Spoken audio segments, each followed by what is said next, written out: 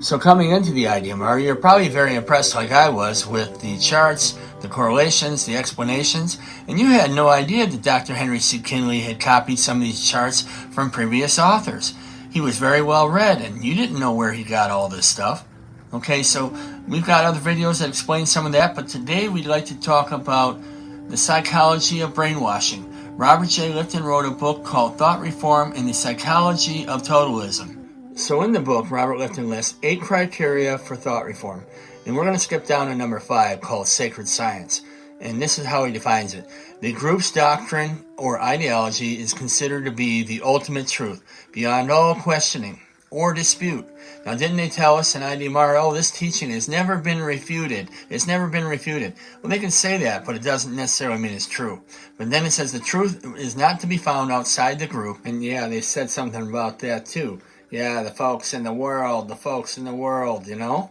Okay, so then it says the leader as the spokesperson for God or all humanity, well, in this case it's Yahweh, is likewise above criticism.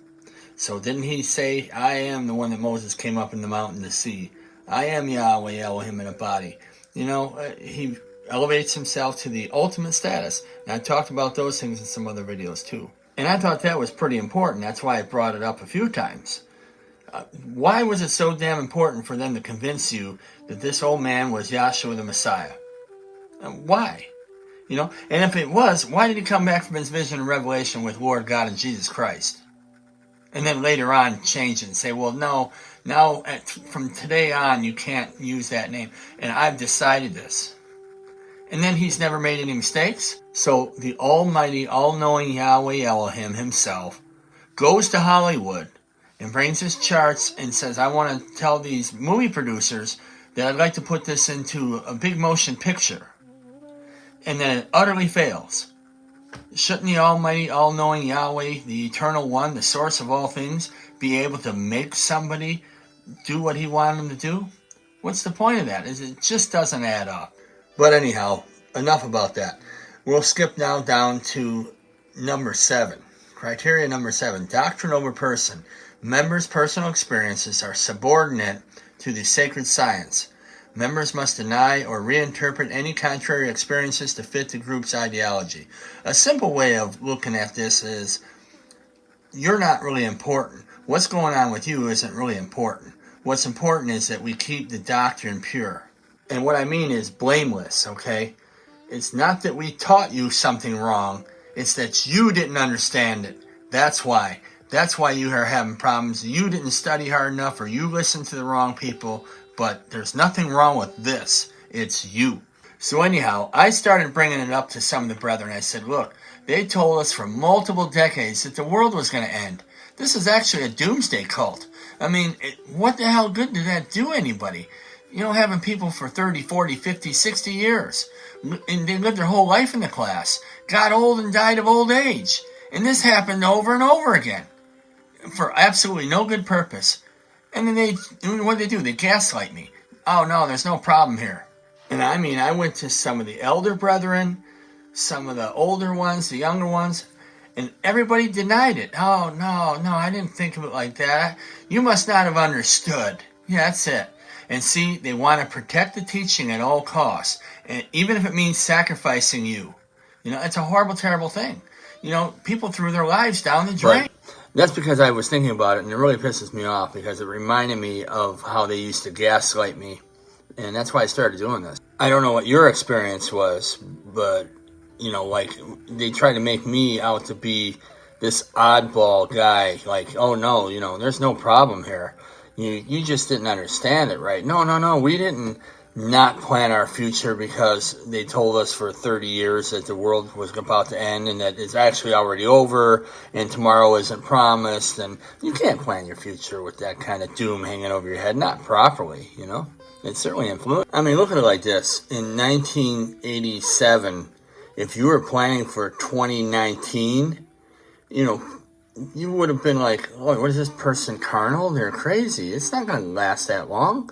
You know, we're just about out of here, man, you know? And, you know, people destroy their lives in a lot of ways like that. I know you said it wasn't a big deal to you as much either, but I mean, I know a lot of people now, and we've been talking, and it's destroyed families. And this has caused me to look closer at everything, because it's like, how could something that's so good and divine unnecessarily destroy a bunch of people's lives? Because, not the man worship as much as the doom. The man worship is bad for your psychological state, yeah. But the doom is bad for, just the way you function. I mean, it's got to be bad psychologically too. Let's look at like children. People raise their children. The children were going to school telling the other kids, like, yeah, the world's going to end before we become adults. I mean, this literally happened. How dysfunctional and whacked out. All for no good purpose. It served absolutely no good purpose to do that. It didn't help anything. It didn't make you understand blood, water, spirit, 40 or institution of fulfillment. It was a waste of time. It's stupidity. And this is what I'm saying. It's doctrine over person. It's important that we blame you. You didn't understand it right. It's not our fault that we taught it wrong. It's your fault that you must have not understood it. It's gaslighting, and it's doctrine over person. That's what Robert Jay Lifton talked about in his book, Thought Reform.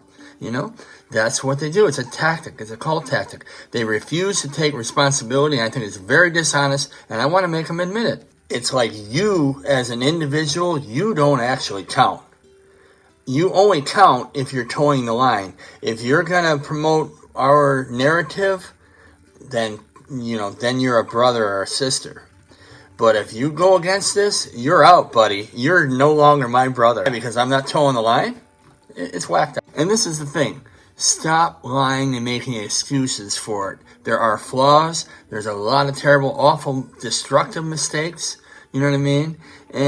But they don't want to. They want to keep the teaching sacred and sanctified and at your peril. You are the sacrifice. You can go to hell as long as we keep this thing holy and straight, because otherwise they have to all throw in the towel. Be sure to like and subscribe for updates on our upcoming documentary release, IDMR, When the World Doesn't End.